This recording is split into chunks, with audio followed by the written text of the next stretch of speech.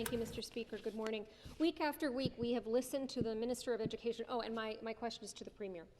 Week after week, we've listened to the minister stand here and swear up and down that everything is A-OK, that schools are fine, that we don't need testing or smaller class sizes. Today, schools are being shut down over an explosion of previously unidentified COVID cases. Speaker, not only are COVID outbreaks in schools worse than anyone ever thought, we don't even know how much worse it's going to get.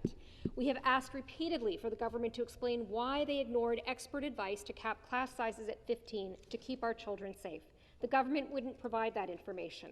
We went through freedom of information, and guess what? Again, the wall comes down and we get back blank pieces of paper. What is this government trying to hide?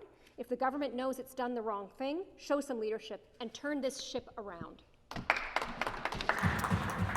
I refer to the Parliamentary Assistant to the Minister of Education for response. My thanks to the member opposite. Thank you, Speaker. Our government has always been very clear that we will do whatever it takes to ensure that students and staff are kept safe across our province. It's why we've introduced new initiatives and more funding to ensure that schools are being supported, safe, and kept open throughout the second wave. We are again building upon our plan to protect students and staff. We have increased funding and expanded testing, training, and interactive learning supports to keep our schools open and, of course, safe.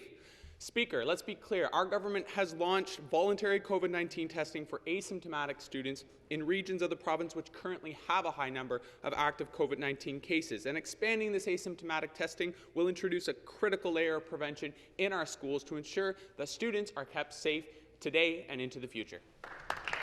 Thank you. Back to the member from Davenport for supplementary. Thank you, Mr. Speaker. Again, back to the Premier, and the member opposite should be looking out for the people in his community of Smithville, where they are experiencing an outbreak. The problem with this government spin is that they've spun themselves so far away from reality that they have no idea what's going on in schools right now, Mr. Speaker.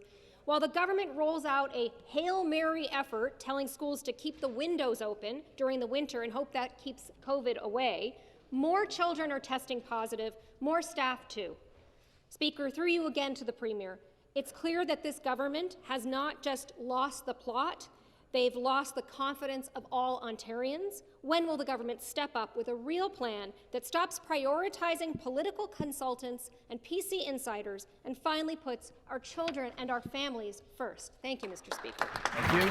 Back to the Parliamentary Assistant to the Minister of Education. Speaker, Ontario has a robust plan that is fully endorsed by the Chief Medical Officer of Ontario, Ontario's top doctor, a medical expert who has dedicated his life to professional service in order to ensure that students and our staff are kept safe in schools across this province. Let me remind the member opposite that we have invested an additional historic $1.3 billion to hire an additional 3,000 teachers, 1,200 custodians, 625 new nurses, and the member, of course, speaking about local communities, knows that 99.9% of TDSB students do not have an active case, and 99.5% of TDSB students have never had COVID. Speaker, we are investing in what matters most, and that's the health and safety of Ontario's students. It's why we have a robust plan, one that keeps students and staff safe.